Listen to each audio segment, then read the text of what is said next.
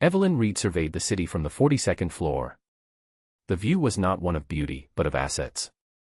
Each building was a number, each parcel of land a cell on a spreadsheet that lived perpetually behind her eyes.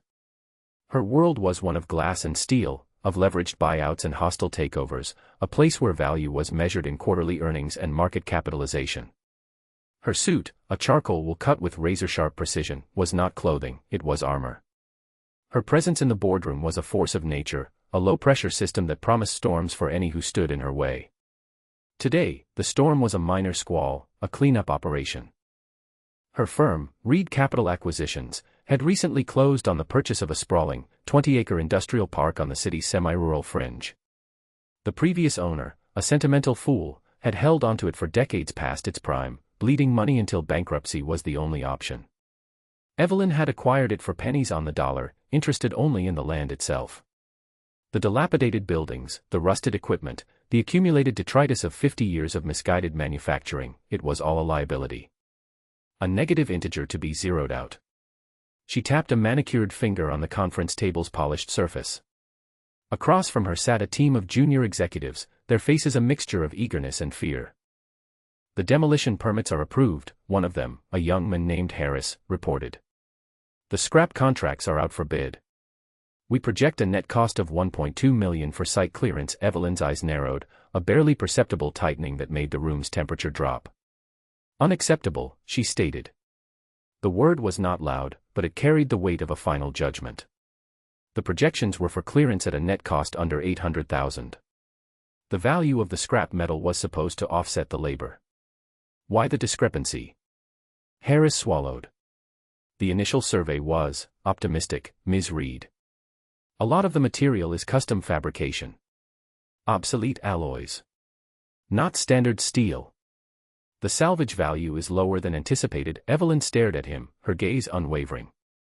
She did not tolerate excuses. She did not tolerate optimism. She tolerated results. Liquidate everything, she commanded, her voice a flat, cold line. I want that site scraped clean to the bedrock in 90 days. Every piece of equipment, every tool, every forgotten bolt. If it can be sold, sell it. If it can be scrapped, scrap it. If it can't be either, pay to have it hauled away. I want a clean slate. Is that understood? The team murmured their assent. David, she said, turning to her personal assistant, a quiet, observant man named David Chin who stood by the window. You will oversee the on-site liquidation. I want daily reports. I want this problem to disappear. David nodded. Yes, Ms. Reed, he knew what this meant. It was a test.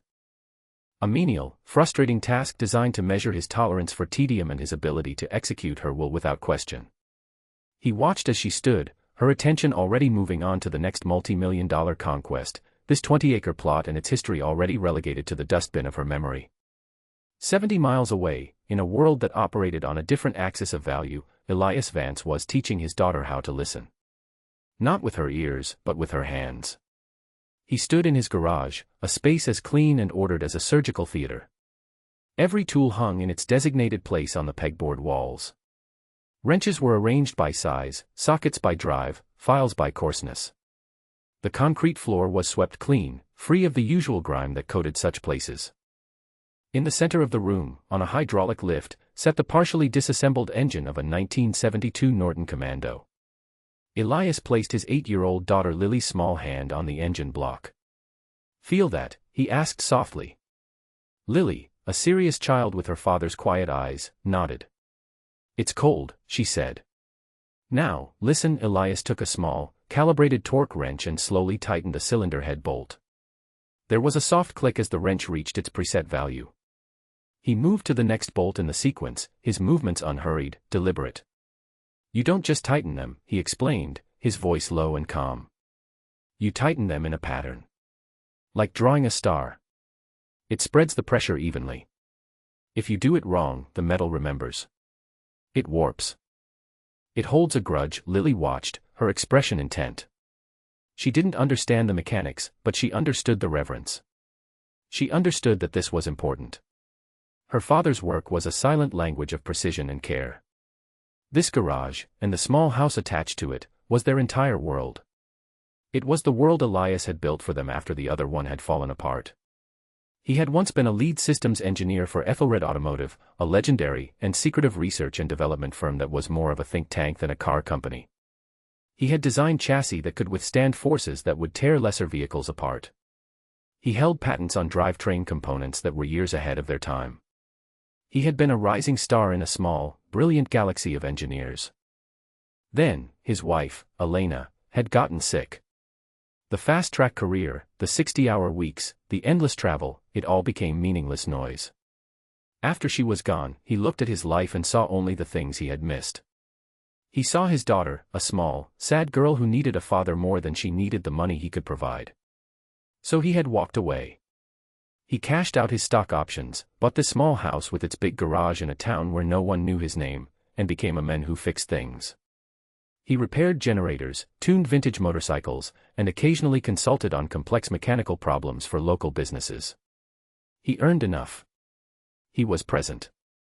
He was content. His quietness was often mistaken for slowness, his unassuming flannel shirts and work boots for a lack of sophistication. He did not care.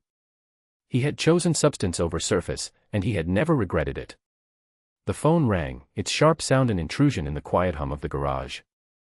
Elias wiped his hands on a clean rag before answering. It was Mark Jensen, his closest friend and former colleague from Ethelred. Mark, a brilliant lawyer, had navigated the corporate world with a dexterity Elias never possessed and was now a partner at a major intellectual property firm in the city. Elias, Mark's voice crackled through the speaker.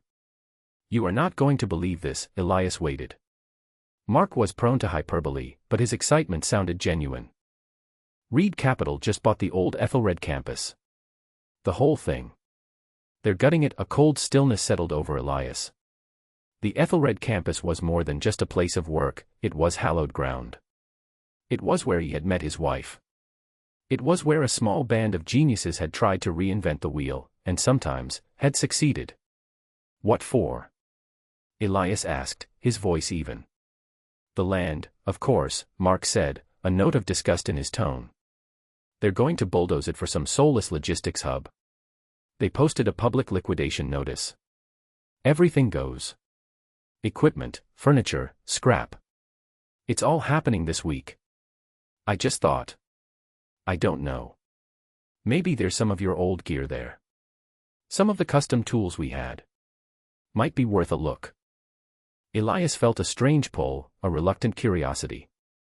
He had not thought about Ethelred in years. He had deliberately sealed it away, a painful and beautiful chapter of his life that he had closed for good. The company had folded 5 years after he left, the victim of a larger corporation's acquisition and subsequent dismemberment. Its projects were scattered, its people dispersed, its innovations absorbed or buried. It's a long drive, Elias said, more to himself than to Mark. Take Lily with you, Mark suggested. Make a day of it. Show her where her dad used to build spaceships. Elias looked over at his daughter, who was now carefully wiping down a wrench with a cloth, mimicking him. He thought of the stories he used to tell Elena about the place, the impossible problems and the elegant solutions. Maybe it was time. All right, he said. I'll go. The liquidation was an exercise in organized chaos. A fleet of flatbed trucks and scrap metal bins were parked haphazardly across the sprawling campus. Men in hard hats shouted over the groan of heavy machinery, tearing apart the legacy of Ethelred for its base value in recyclable materials. Elias walked through the familiar buildings, a ghost in his own past. He saw his old office, stripped bare, its window looking out onto a field where they had once tested experimental suspension systems. He felt a pang of loss, sharp and unexpected. He led Lily by the hand, pointing out the cavernous engineering bays and the silent, empty labs. He bought a few of his old, specialized diagnostic tools from a harried foreman who was happy to get $100 for a box of what he considered junk. It felt like picking through the bones of a fallen giant. He was about to leave when he saw it. Tucked away in the far corner of Warehouse 7, the old prototyping bay, was a large, shapeless form covered by a thick, filthy canvas tarp. It was pushed against the wall, clearly overlooked and forgotten, coated in a decade's worth of dust and grime. No one was near it. It was designated for the crusher, the last and least valuable piece of scrap on the manifest. But something about its shape, a subtle curve visible even under the heavy covering, made Elias stop. He walked closer, his heart beginning to beat a little faster. He knelt down, his eyes tracing the outline of the chassis beneath the tarp. He saw a trailing arm, a specific piece of cast magnesium alloy that he himself had designed. He saw the unusual mounting point for a transverse coilover, a design that had been deemed too complex, too expensive for production. A cold dread and a thrilling, terrifying hope washed over him. It could not be. It was impossible. It was supposed to have been destroyed. He found David Chin standing by a folding table, a clipboard in his hand and a weary expression on his face. David was out of his element, his city suit smudged with dust, his polished shoes scuffed. Elias approached him quietly. "Excuse me," he said. "The vehicle in the corner of Warehouse 7. The one under the tarp. Is it for sale?" David looked up, annoyed by the interruption. He flipped through his manifest. "Which one?" "The green thing," he asked, not bothering to look. "Yes," Elias said. David scoffed. "That's not a vehicle, it's a pile of junk. It doesn't run. It's on the manifest for crushing. You'd be doing us a favor taking it." Just then, a black sedan with tinted windows pulled up, and Evelyn Reed stepped out. She surveyed the chaotic scene with profound irritation. She had come for a final inspection before the demolition phase began, and the sight of this slow, messy liquidation was grating on her nerves. She saw David talking to a man in a flannel shirt and work boots. "What is the holdup, David?" she asked, her voice cutting through the noise. "This gentleman is asking about that thing in the corner," David said, gesturing vaguely toward the warehouse. Evelyn followed his gesture, her eyes landing on the dusty tarp. She remembered the line item from the initial asset survey: non-operational engineering mule, mixed materials, no salvage value. It was a footnote, a rounding error. "It's scrap," she said, her dismissive gaze sweeping over Elias as if he were another piece of debris to be cleared. "Tell him to make an offer to the scrap hauler." Elias stood his ground, his expression unreadable. "I'm not a scrapper," he said, his voice quiet but firm. "I'll buy it from you directly." As is, Evelyn looked at him, a flicker of amusement in her cold eyes. This man, with his grease-stained hands and cheap clothes, wanted to buy her trash. It was almost pathetic. She was about to wave him away when a thought occurred to her. Selling it to him, even for a pittance, would get it off her books. It was one less item for the haulers to invoice her for. It was a tiny, insignificant win, but her entire philosophy was built on the accumulation of wins, no matter how small. "Fine," she said, a cruel smile touching her lips. $200. And you haul it away yourself." Today, David looked at his boss, a flicker of discomfort in his eyes. The price was not a negotiation, it was an insult. It was a price designed to underscore the worthlessness of both the object and the buyer. "I'll take it," Elias said without hesitation. He pulled a worn leather wallet from his pocket and counted out 4 $50 bills. Evelyn did not take the money. She nodded to David, who reluctantly accepted it. "Draw up a bill of sale," she commanded. "As is, where is? No warranties, no liability. Sold for $200. Get his signature and get it off my property." She turned and walked back to her car, the transaction already forgotten, a minor piece of administrative dust swept from her path. David quickly wrote out a simple receipt on a company letterhead, noting the sale of one scrap vehicle, non-operational. Elias signed it. He felt David's eyes on him, a hint of apology or perhaps curiosity in his gaze. But he said nothing. Elias folded the receipt, put it in his pocket, and walked back toward the warehouse, his daughter's hand held firmly in his. He had just bought a Ghost. Getting the truck home was a challenge. It was dead weight, its tires flat, its brakes seized. Elias had to call a local heavy-duty towing company, a significant and unplanned expense. The tow truck driver grumbled about the difficulty of extracting the dead machine from the dark corner of the warehouse. But by late evening, it was sitting in Elias's garage, dwarfing everything else. The space, normally so open and airy, felt cramped and full of a heavy, silent presence. Lily stood by the door, watching her father with wide, curious eyes. "What is it, Papa?" she asked. Elias ran a hand over the rough, grimy canvas. "It's a secret," he said softly. A story that nobody has read in a very long time. He spent the next hour just looking at it, walking around it, his mind racing. He was afraid to pull back the tarp. Afraid of being wrong. Afraid of what he would find, and what it would mean. Finally, when Lily was in bed and the house was quiet, he took a deep breath. With the slow, deliberate care of an archaeologist unearthing a priceless relic, he began to untie the stiff, rotted ropes. He pulled the tarp back. The dust of a decade billowed into the air, catching the single overhead light. And there it was. It was matte green, its paint faded and peeling. It was bigger than he remembered, more angular, more brutal in its purpose-built design. It was the Ethelred Sentinel. The one and only working prototype. The culmination of 3 years of work by a team of 20 engineers, a vehicle so advanced, so over-engineered, that the board of directors had cancelled the project and ordered the prototype destroyed. It was a legend within the company, a myth. Rumor was that the project lead, a man named Caldwell, had hidden it away rather than see it crushed. It seemed the rumors were true. Elias's hand trembled slightly as he touched the cold metal of the fender. He ran his fingers along the seams, the welds, the impossibly tight tolerances they had fought for. It was all there. The independent long-travel suspension. The carbon fiber body panels over a molybdenum steel space frame. The side-mounted radiator intakes. It was a masterpiece of functional design, a thing of terrible beauty.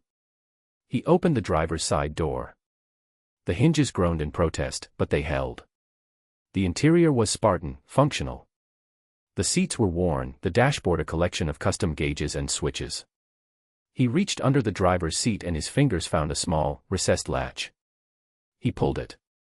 A hidden compartment clicked open. Inside was a heavy-duty, waterproof Pelican case. His heart hammered against his ribs. He lifted the case out and placed it on the workbench, wiping the dust from its surface. He unfastened the latches and lifted the lid. Inside, perfectly preserved, were the complete engineering logs. 3 thick binders, filled with schematics, test data, material specifications, and handwritten notes from the entire team. And tucked into a sleeve in the first binder was a small, sealed envelope. He opened it. Inside was the vehicle's original manufacturer's certificate of origin, the legal birth certificate of the Sentinel, signed by Caldwell himself. It was all here. The physical artifact and its unimpeachable provenance. He sat down heavily on a stool, the enormity of what was in his garage finally sinking in. Evelyn Reed had not sold him a pile of junk for $200. She had sold him a legend. The next morning, Elias made 2 phone calls. The first was to a man named Gabriel, a master fabricator who could shape metal like a sculptor shaped clay. The second was to a woman named Anya, an electrical systems genius who could coax life from the most complex and recalcitrant circuits. Both were former Ethelred engineers. Both had been cast adrift when the company folded, and were now working jobs far beneath their extraordinary talents. Elias didn't offer them a job. He didn't have one to offer. He simply said, "I have something here. I think you need to see it." They arrived together that afternoon. When Elias led them into the garage and they saw the Sentinel, they stopped dead. They stared, their expressions a mixture of disbelief, awe, and a kind of profound, sorrowful joy. Gabriel walked around it, his gnarled hands hovering over the bodywork, not quite daring to touch it. Anya just stared at the hybrid electric powertrain visible where a fender panel had been removed, her lips moving silently as she traced the wiring harnesses with her eyes. "Caldwell did it," Gabriel whispered, his voice thick with emotion. "The old bastard actually did it." "How?" Anya asked, looking at Elias. "How did you get it?" Elias told them the story. The liquidation. The arrogant CEO. The $200 sale. They listened in stunned silence. When he finished, Anya let out a short, sharp laugh. She had no idea, she said, shaking her head. No idea at all. "What are you going to do with it?" Gabriel asked, his eyes already seeing the work that needed to be done, the rust to be arrested, the systems to be revived. "We are going to prove what it is," Elias said. "We aren't going to do a full cosmetic restoration. Not yet. We are going to focus on one thing, authentication. We will get the powertrain operational. We will document every single component. We will create a chain of evidence so complete and so undeniable that no one can ever question what this is. For the next 3 months, the garage became a sanctuary of meticulous work. It was a silent ballet of expertise. Gabriel worked on the chassis and body, carefully cleaning away the corrosion, documenting every stress fracture, every unique fabrication detail. He didn't replace parts, he restored them, using period-correct techniques that he and Elias had pioneered at Ethelred. Anya, with an almost supernatural patience, delved into the Sentinel's revolutionary but dormant electrical system. It was a hybrid powertrain unlike any other, combining a small, high-revving turbine generator with a bank of experimental nickel-iron batteries and 4 independent hub motors. It was a nightmare of complexity, but to Anya, it was a symphony. She spent days tracing circuits, testing capacitors, and carefully rehydrating the battery cells, following the cryptic notes in the engineering logs. Elias was the conductor. He oversaw everything, his deep, holistic understanding of the vehicle guiding their efforts. He spent weeks poring over the engineering logs, cross-referencing part numbers, deciphering Caldwell's scrawled annotations. He and Lily would often sit in the quiet garage in the evenings, Lily drawing pictures of the truck while Elias cleaned a small component, a look of intense concentration on his face. "Is it a treasure?" Lily asked him one night. Elias looked at the complex piece of machinery in his hands, then at the massive, silent vehicle. "Yes," he said. "But not because of what it's worth. Because of the work that went into it. The people who made it cared. They put the best of themselves in here." He was not restoring a truck. He was honoring a legacy. Their work was slow, painstaking, and precise. There were small setbacks. A rare controller chip was fried, forcing Anya to spend a week rebuilding it from scratch. A unique hydraulic actuator had a hairline crack, and Gabriel spent 3 days meticulously welding and machining it back to its original specification. Through it all, there was no drama, no shouting. Just the quiet, focused intensity of masters at work, solving one impossible problem after another. The day came when they were ready. The powertrain was not fully restored, but it was alive. Anya had bypassed the main turbine and was running the system off a temporary external power source. She stood at a custom diagnostic console they had built, her fingers flying across the keyboard. "Ready," she said. Elias was in the driver's seat. He looked at Gabriel, who gave him a sharp nod. Elias flipped a series of switches on the dashboard. A low hum filled the garage, the sound of capacitors charging. A series of status lights on the console blinked from red to amber, then to green. "All systems nominal," Anya reported, her voice calm but her eyes bright with triumph. "Engage the hub motors." Elias pressed a button on the center console. With a nearly silent whir, the Sentinel's 4 wheels turned a quarter rotation forward, then a quarter rotation back. It was the first time the vehicle had moved under its own power in over 15 years. A profound silence filled the garage. They had done it. They had resurrected the ghost. But this was only the first step. The true goal was not to make the Sentinel run, it was to leverage its identity. Elias called Mark Jensen again. He explained what they had accomplished, and what he wanted to do next. Mark listened, his initial skepticism giving way to stunned silence, and then to a lawyer's excited calculation of opportunity. "Let me get this straight," Mark said, his voice hushed. "You have the one and only Ethelred Sentinel, plus its original MCO and complete engineering logs, all acquired through a legally binding bill of sale for $200. "Yes," Elias said. Mark let out a low whistle. "Elias, my friend, you haven't just found a treasure. You found the Holy Grail. The truck itself is priceless, but you can't sell it at auction without a media circus. The provenance, however, the legal identity, that's a different kind of asset." Elias knew this. His plan was more subtle than simply selling the truck. "I don't want to sell the Sentinel," Elias explained. "I want to sell its identity." Mark understood immediately. In the rarefied air of ultra-high-end collecting, the story, the provenance, the legal title to a one-of-a-kind object could be as valuable, or even more valuable, than the object itself. It was the ultimate bragging right. Mark spent the next month working his connections, moving with a discretion and precision that mirrored Elias's own work in the garage. He didn't approach auction houses or public brokers. He made a single call to a discreet wealth management firm in Geneva that represented a private consortium of the world's most fanatical automotive collectors. These were not men who wanted to display a car at Pebble Beach. These were men who competed to own history itself. The negotiation was conducted entirely through encrypted channels.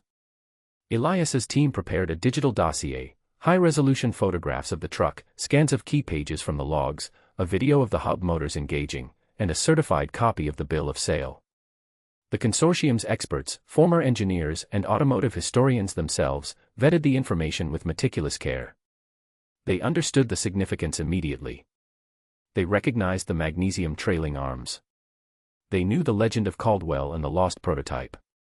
The evidence was irrefutable. They did not care about the physical truck. Its restoration and upkeep would be a logistical nightmare. Owning it would attract unwanted attention.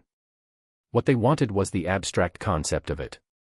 They wanted the title, the manufacturer's certificate of origin, and the original, one-of-a-kind vehicle identification number plate, which was riveted to the chassis. They wanted to own the soul of the Ethelred Sentinel. The final offer came through Mark.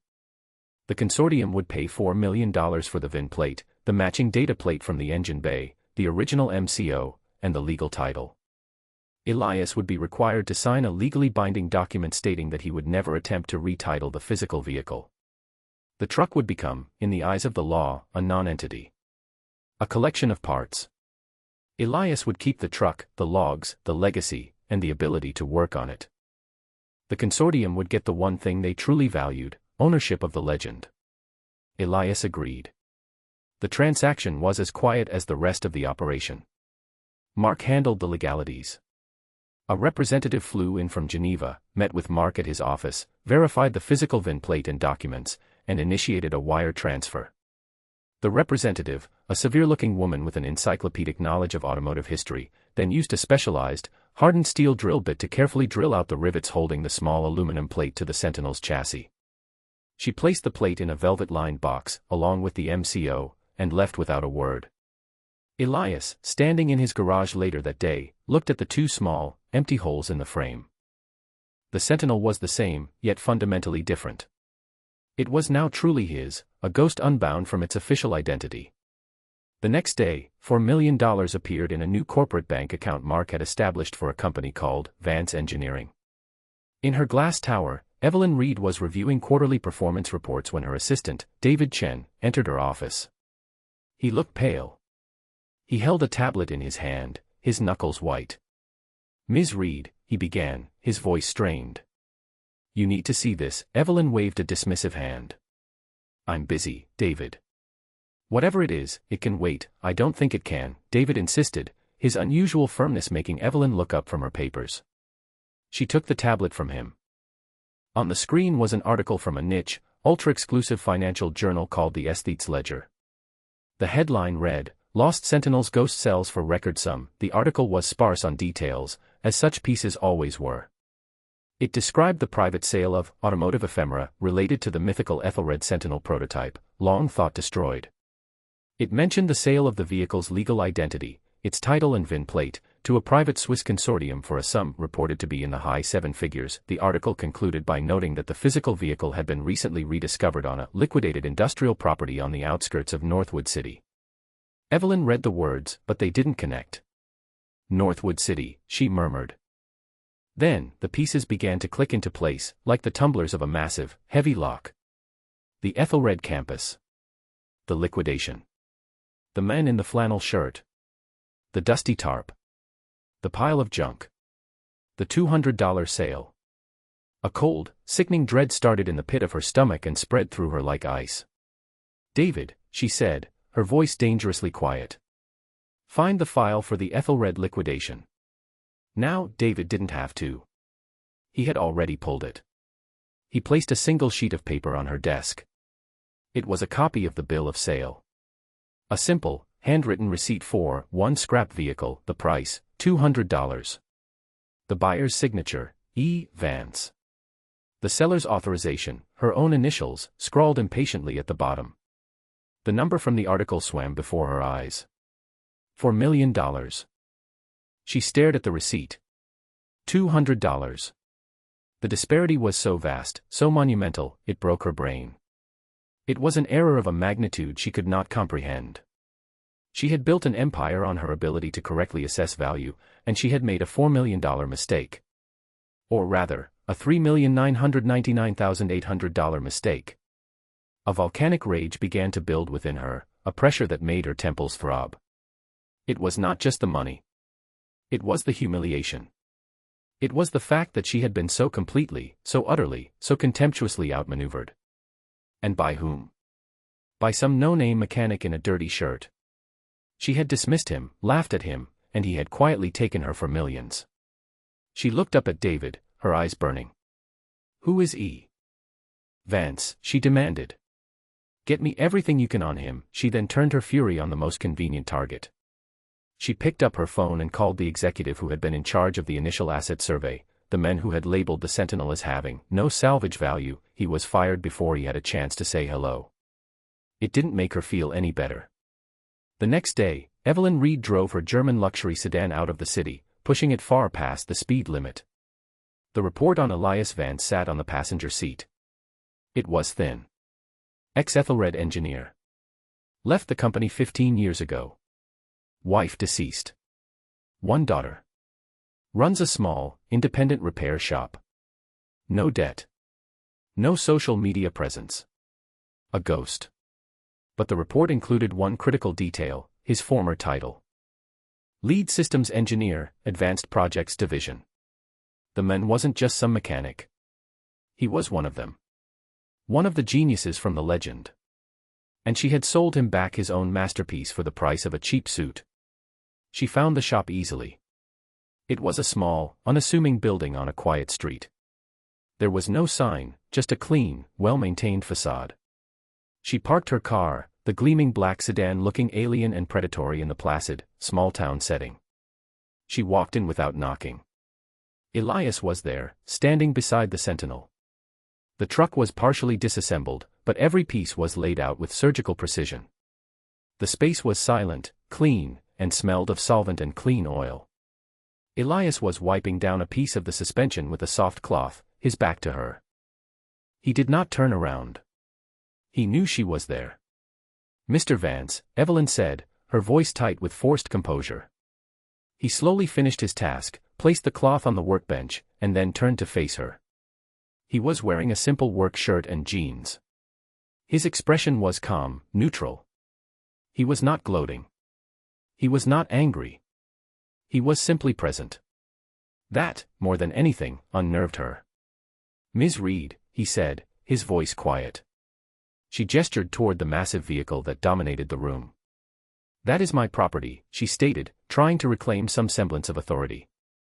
"I was misled. The sale was conducted under false pretenses." Elias looked at her, his gaze steady. "There were no false pretenses," he said. "I asked if it was for sale. You named a price. I paid it. We both signed a contract that you wrote. It was a legal transaction. It was worth millions," she hissed, her control finally cracking. "You knew that." "I knew what it could be," Elias corrected her gently. Its value was not in the metal. It was in the knowledge of what it was, and the work required to prove it. "You sold a pile of scrap." "I bought a project." Evelyn stared at him, speechless. He was right. She had seen junk. He had seen potential. That was the entire difference. Her mind scrambled for a new angle, a way to salvage something from this disaster. "All right," she said, shifting her tone. "You've made your point. You're a brilliant man. I underestimated you. Let's be practical. I want to buy it back. I will pay you $500,000. A handsome profit for a few months' work." Elias almost smiled. It was the faintest flicker at the corner of his mouth. "It's not for sale," he said. "Everything is for sale," she shot back. "Name your price." $1 million. Let's form a partnership. Reed Capital and Vance Engineering. We can restore it, market it. The story alone is worth a fortune. The most valuable part of the story is already sold, Elias said quietly. The truck no longer has a legal identity. It's just a collection of parts. It has no market value. Its only value is to me. Evelyn stared at him, the finality of his words sinking in. She had no leverage. Her money, her power, her threats, they were useless here. In her world, they were everything. In this small, clean garage, they were nothing. She had been defeated not by a rival corporation, but by a quiet man who understood a different kind of value. She looked from his calm face to the magnificent, dead-ended machine behind him, and for the first time in her professional life, she had no idea what to do.